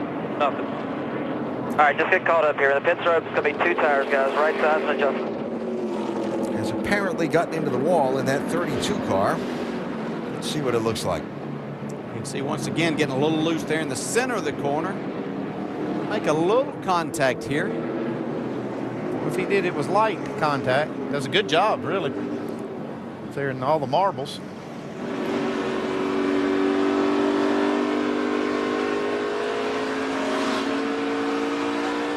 Ever so slightly. And that's kind of things this young man will have to learn as with these cars and the tires and different racetracks that he goes to, just how hard you can continue to charge after you get a lot of laps on the tires, fuel getting out of the car, just how it's going to react and how hard you can continue to drive.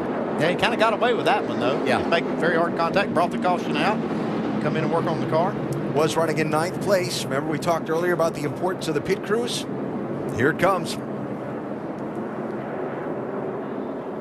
48 laps to go.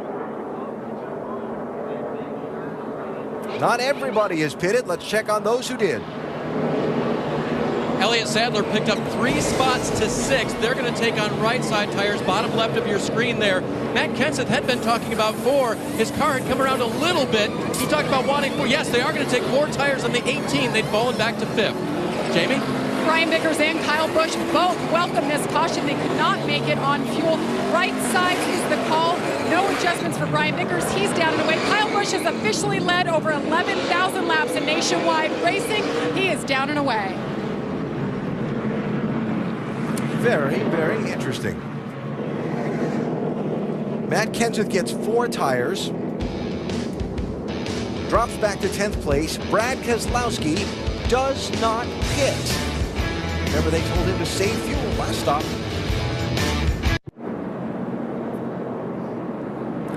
The NASCAR Nationwide Series under caution at Phoenix. Our telecast today presented by Kawasaki, and we invite you to go to NASCAR.com for all your latest NASCAR information. Got a little bit different picture to inform you of at the moment. Top 4 on the racetrack did not pit under the yellow. Brad Keselowski, Trevor Bayne, Aric Almirola, and Sam Hornish Jr. have stayed out. That's when they were last in and what they did on the pit stop. Yeah, you can see that we've got their next pit stop based on an average for a fuel run. We can see that it's 17 laps short for Brad Keselowski, but they have been saving fuel, and they obviously are getting better mileage than the average, too. One to go here, Jamie. Well, Jeremy Bullins, the crew chief, he made the call. First of all, can you guys make it on fuel? And second of all, are those tires going to hold up against his company around him? Well, we feel like we can make it on fuel. Our discount tire Ford Mustang's been getting good fuel mileage all day. As far as the tire thing goes, we figured our only chance to beat them was to get ahead of them. They've been strong all day. We feel like our car's been better on a long run. It's the best shot we got to win the race. So we're going to roll the dice and see what happens. Brad Keselowski said they were going to do just that today. Let's watch, Alan. All right, Jamie, thanks. So Kyle Busch first off the pit lane. They just changed 2 tires on his stop. And there you see Kyle. And where he'll line up for the restart. He'll be the one to watch as Keselowski and the others try to hold on while he tries to charge forward. Yeah, he's going to have to watch those guys, those 4 in front of him that have hotter tires. Especially on this restart, we've seen what happened a couple of times already. Yeah, with Sam Hornish, we saw him on a restart with no tire spin. He's up there again. 44 laps to go. Let's see what this little twist results in.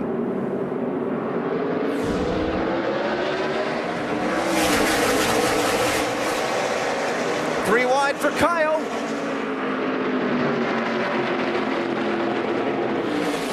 Still 3 wide.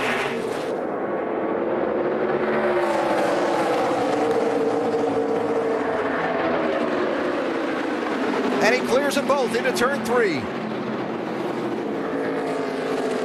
You have to have a good car to do that. I really like what I saw with Kyle Busch. We talked about how dangerous that is and having to slow down, not having that angle of attack going into 3. But he used the apron there to let his car roll on and not slow down and make sure that he didn't get hit from behind. So Kyle up to 3rd. Vickers gets 4th. Almirola shuffled back to 5th.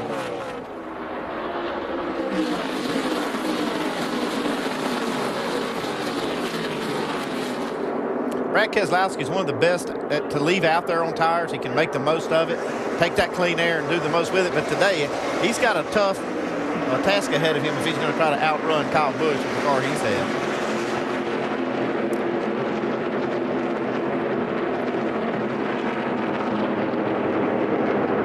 During the commercial break, we heard radio traffic between Brad Keselowski and Jeremy Bullins replayed back to us about the decision to pit or not pit.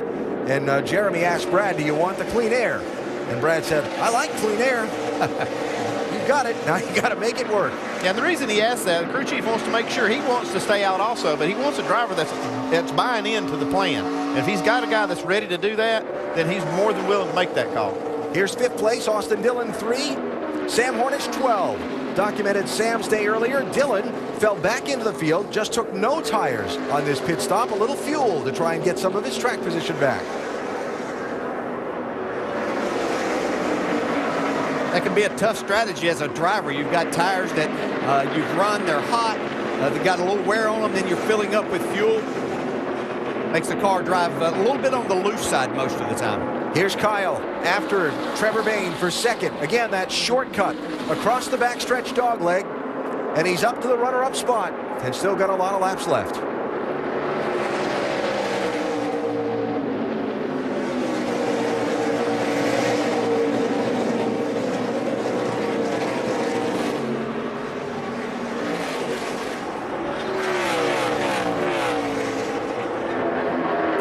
Trevor Bayne here in that 6 car. There you see Brian Vickers in the 20. We're going to trying to make his way back. But Trevor Bayne, real nice job. He got into the wall a little bit. It really put him in a position to come in, check everything out, get tires back on this car. But he was struggling just outside the top 10 for most of the time. But this car looks really solid right now. I talked to him down there yesterday between practice sessions. He said that what they've got to do, since they have this hole they've dug from Daytona, is have solid finishes for the next few weeks. There's no holding back Kyle Busch today. Back to the lead.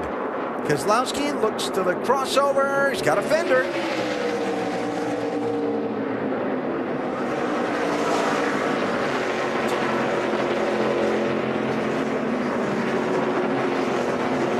Now he'll try the shortcut.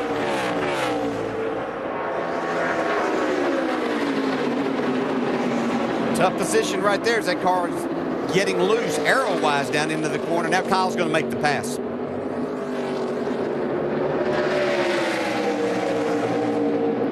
Elliott Sadler, 11. Austin Dillon, 3.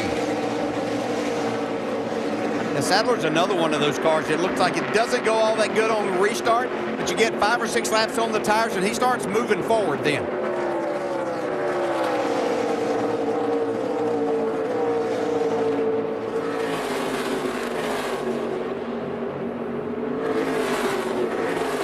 Jimmy Johnson 5, 2 Brian Scott, 32 Kyle Larson, 12th, 13th, 14th.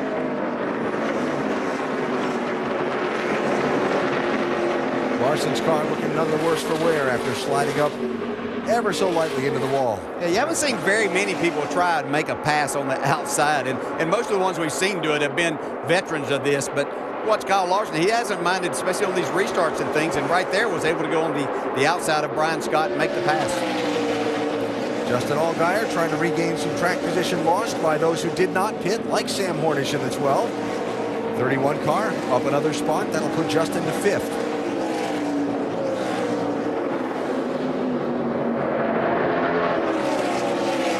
What of Matt Kenseth? Got 4 tires on that last pit stop. Remember, he'd been sliding back, so they did all 4 tires because they had to do something to make that race car go better. Now he's trying to regain some of that lost ground. Now Larson trying to pass Jimmy Johnson once again. We've seen him try this a number of times. Jimmy Johnson battling a really loose race car, it looks like. Now Larson's going to make this pass this time.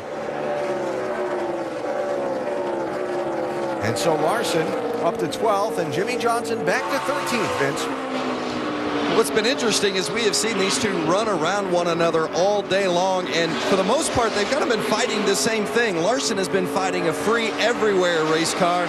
Jimmy Johnson has been fighting a car that is a little bit too free. He can't get the power down coming off, especially turn 4. So we've seen those guys run up next to one another, but neither one of them have enough to get past the other one. They were both thankful for that last yellow to be able to come in and get chassis adjustments, and you just saw Larson finally make the move past 5-time Cup champ Jimmy Johnson. So Kyle Larson, they're running in 12th, Jimmy Johnson 13th. All going on well behind Kyle Busch, who's led 111 of the 169 laps that have been run today. Rowdy has been dominant so far. Still got 31 laps to go. Well, the latest twist in the story here at Phoenix has put us under the yellow flag. We check on these pit stops, Dave. Regan Smith's car was, in his words, unbelievably unreal loose. You've got to do something, bring that track bar down, and a 4-tire change, Vince. Well, and you see Regan Smith leaving right next to Jimmy Johnson. Johnson loose all the way through. They made a 4-tire change and went down 2 rounds on the right rear track bar. And the yellow flag waving because Brian Vickers, one of the championship hopefuls in the Gibbs 20. You see he's got some fender damage. He's got some fender damage on the other side of the car, too. He was racing Trevor Bayne for 3rd position off of turn number 2 when it went wrong. And they were coming up on Mike Harmon in the 74. A couple of slow cars. See Trevor Bayne goes to the outside. Looks like Harmon doesn't know really which lane he wants to be in. Yeah, but he stays down to the inside, but Vickers tries to kind of force the issue there in making it 3 wide. He had a run because the 6 of Trevor Bayne kind of had to dodge the 74 down there in the middle of 1 and 2 and slowed his progress a little bit. At this point, Harmon's, he could have given him a little bit more room there, but not much because he's getting right to the kind of the apex of that dog leg.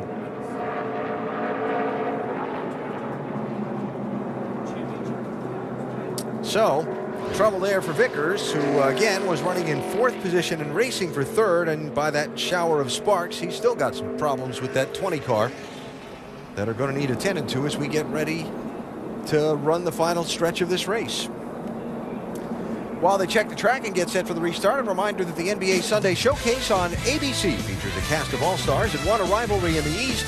LeBron James and the Heat go to Madison Square Garden to battle Carmelo Anthony and the Knicks. Then at 3:30, the showdown in the West, Kevin Durant leads the Thunder against Chris Paul and the Clippers.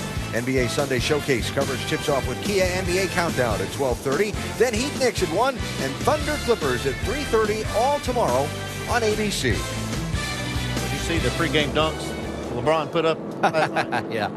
I think everybody knows Miami's the best in the East, but those 2 teams, the Clippers and Oklahoma City, battling for who's the best in the West.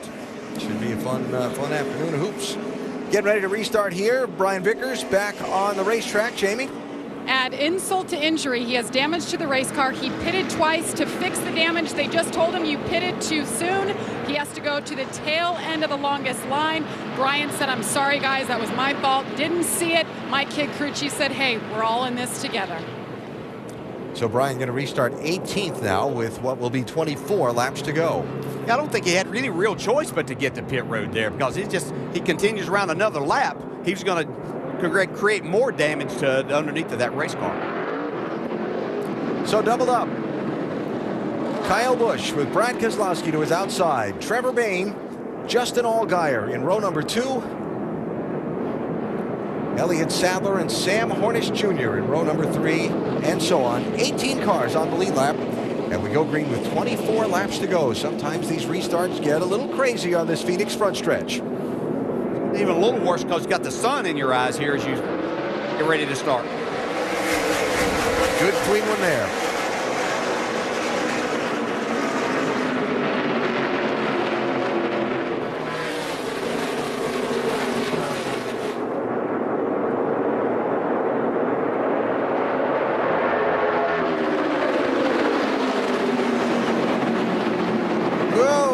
There, Trevor Bayne in the 6. Looked like he got a little low going into that corner. Had to chase it up the track. Yeah, a little low and a lot loose.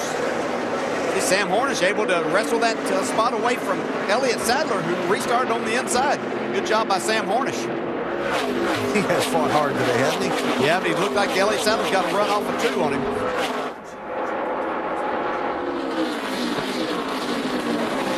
Austin Dillon in the 3 there also.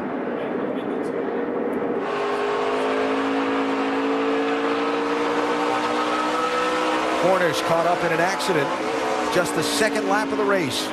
Knocked in the nose of that 12 car. Boy, he's had to work for it. He's got track position now. I don't know if he can hold it or not, but they've had to work hard today. It looked like he ran up to Elliott Sadler, carried a lot of speed down into the corner, but kind of lost the nose. That allowed Austin Dillon to get back up alongside him, see if he can make the pass this time.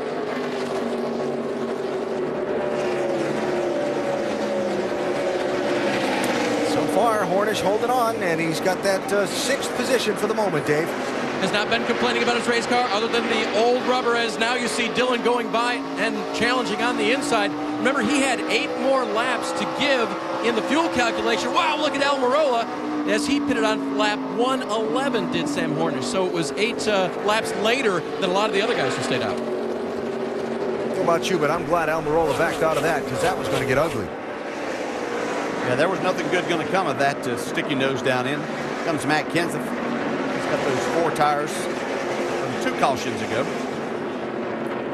Kenseth ran in the top 3 for a lot of this race. Then his car's handling went away, fell back into the field. They went for a 4-tire pit stop on their last visit to pit road. Restarted in 10th position, and he is trying to pick his way back forward. He's got his hands full still. Yeah, still don't have this car very good for Matt Kenseth. Like it's extremely loose, which we've seen a lot of cars on the inside be very loose today. Ryan Scott in the 2, the orange car. If you're still adjusting to the new faces and new places for the Nationwide Series this year. And I know we've talked about Kyle Busch a lot today, but that's not him in the 18. Kenseth, Scott, Regan Smith 7, Jimmy Johnson 5. Remember 7 and 5 on pit road under this most recent caution. He pitted for 4 tires and also a track bar adjustment. He said his car's just been so loose, he hasn't been able to do anything with it today.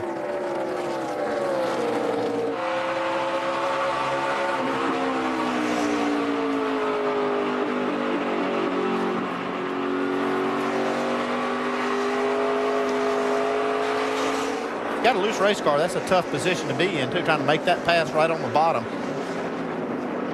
And again, Kyle Larson and Jimmy Johnson. Here they go again.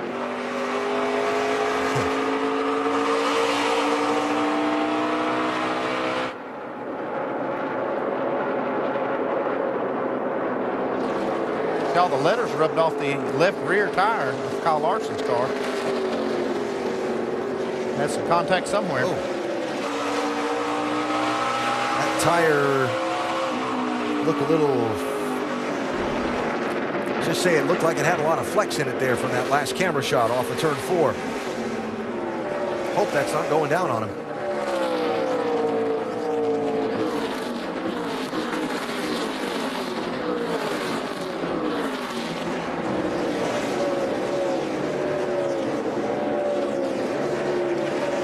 Maybe it's just the illusion from the lettering all being rubbed off it. He's racing hard, though.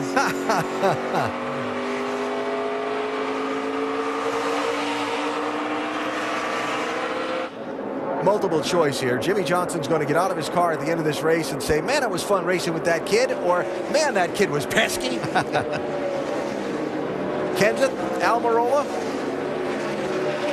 As Matt picks up another spot, move him up to 8th. Almirola back to 9th.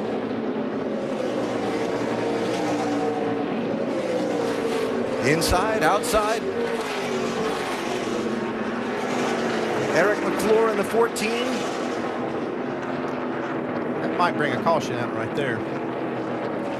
There's a lot of smoke. Stay right in the groove. Get down, they're flagging you. Stay green. That's a shame after the great run McClure had to start his season at Daytona a week ago. Yep, still inside the top 20 here, running 17th spot. Whoa, that was close. The lap car of Alex Bowman involved in the lap 2 crash, back on the track, trying to score some points.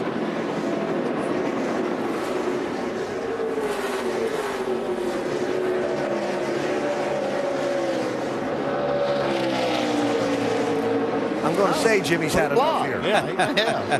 Threw a block on. Whoa, hold on here.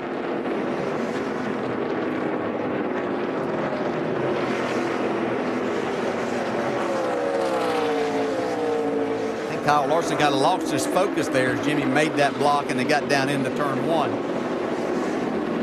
Well, still another solid day for this young man. Follow NASCAR regularly. You've read and heard his name a lot leading into this season, and with good reason. You'll hear it a lot through the course of the season and well on into the future. Kyle Busch with a 1.2 second lead on Brad Keselowski. Justin Allgaier 3rd, Trevor Bayne 4th, Elliott Sadler 5th, Austin Dillon 6th. Here's the race for 7th as Matt Kenseth in that 18 tries to regain some of the track position lost with the 4-tire pit stop on the last visit to pit road. Sam Hornish's car is actually not bad down in 3 and 4, but he seems to be struggling the most down in 1 and 2. The car washes up in the center. He just used up a lot of racetrack on the exit of the corner.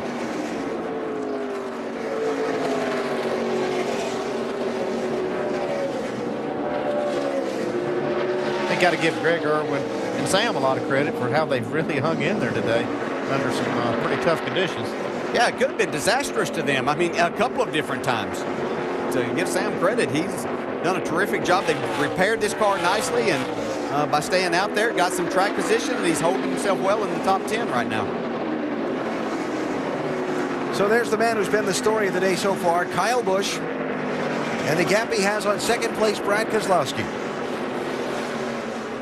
Solid run for Justin Allgaier in that bright orange, red, whatever you want to call it, 31 car. Colors were never my specialty. There's no doubt he's been solid all day long. The car just continues to get better on these longer runs, and Trevor Bayne doing, again, a nice job after a little scrape with the wall and avoiding Sam Hornish earlier. Lost some track position, and they stayed out under the last yellow, hoping he has fuel to the finish. You saw Elliott Sadler go through in 5th. There's Austin Dillon, another one who slipped back and has regained some of the track position. And we're now inside 7 laps to go, and Brad Keselowski was the one that we thought was probably the closest on fuel. He's running 2nd. We'll see if he's got enough to finish. Hornish and Kenseth continue that race for 6th and 7th. With Eric Almirola right behind them, subbing for Michael Annett in the Richard Petty Motorsports 43. Annett recovering from the fractured and dislocated sternum and the surgery to repair same that he underwent earlier this week. Glad to hear that Michael is on the mend, and look forward to seeing him back at the racetrack as soon as possible. Brian Scott in the 2, Regan Smith in the 7. your top 11.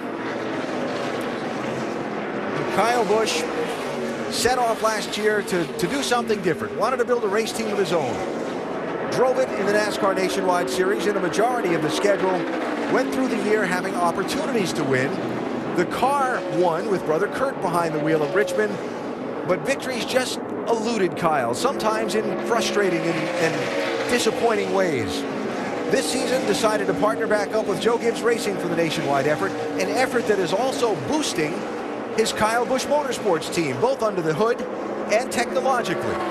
I think that it really highlights that even though you can be talented like Kyle, it takes a combination. You have to have a good combination of team and equipment to be able to get those wins. And I think Kyle kind of learned that last year, that it's not as easy as just having a lot of talent going out here and winning these races. You've got to have a really solid team.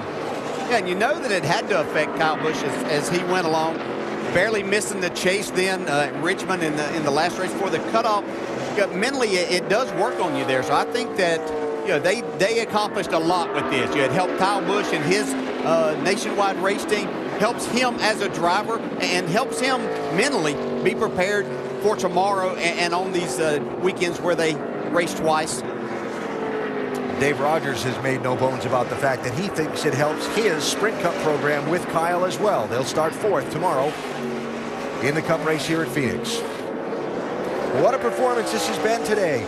If you weren't with us earlier, Kyle started on the pole, led the first 40 laps, then missed his pit stall going down the pit lane, overshot it because of a change in the way the pit stalls are assigned this year. They don't use that first pit stall, had to back up, then was penalized for speeding, went back to 23rd, and in 45 laps went back to the lead, got shuffled back again when others didn't pit on that last caution, and again worked his way from 5th back to the front.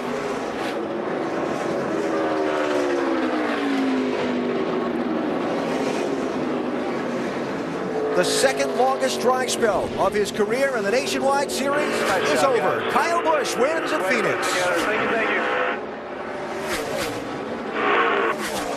Thank you, man. Come here, BT.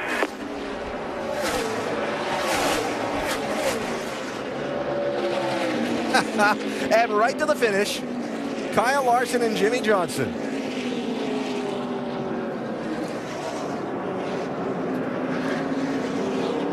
Well, 142 of 200 laps led today. Well, the world's back to normal. Kyle Busch wins a nationwide race. Yep. The all-time leading winner, all-time lap leader in the series. Leads the most in wins today. September 2011. The last time Kyle Busch went to victory lane in this nationwide series. He's done it today.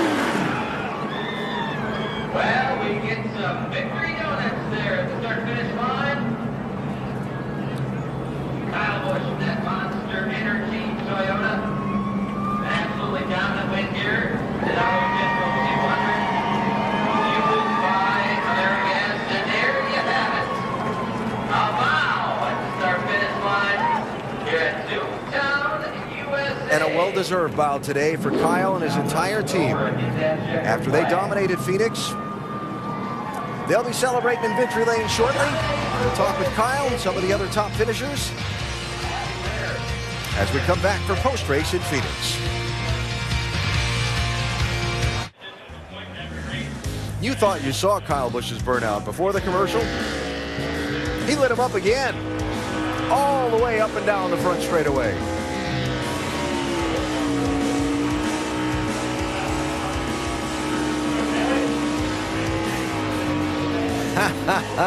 And now the winner today in Phoenix has made his way to victory lane.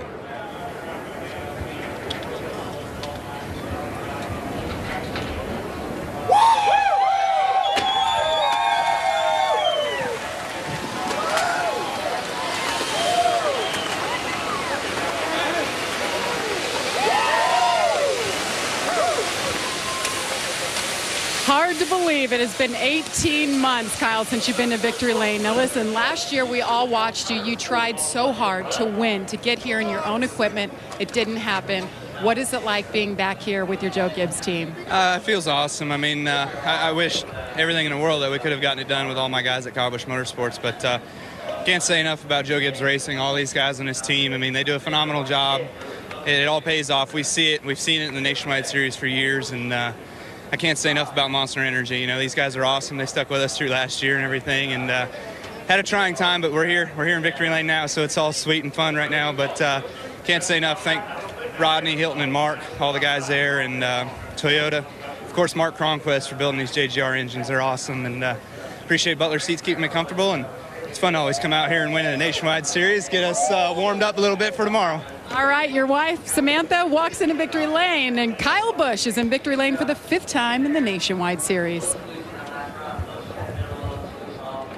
The spoils of victory, and Kyle starting on the outside of row number 2 for that NASCAR Sprint Cup Series race here tomorrow in Phoenix. And next week it's on to Las Vegas for the NASCAR Nationwide Series.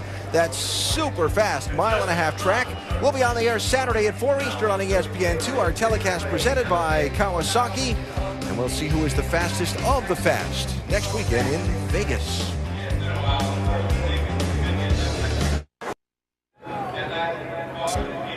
Here's how they ran today in Phoenix in race 2 of the NASCAR Nationwide Series season. Kyle Busch, your winner, his 52nd victory in the Nationwide Series. Yeah, Justin Allgaier doing a great job. Trevor Bayne, Elliott Sadler, Austin Dillon, all the people that are looking to battle for this championship. Yeah, the point leader coming in, Sam Hornish, had a lot of problems, but still ended up in the top 10 and 7. And next weekend it's on to Vegas, then the short track in Bristol, out to Southern California, and then Texas and Richmond in April. Join us at the track. NASCAR.com/tickets. A lot of great venues to open this season for the NASCAR Nationwide Series.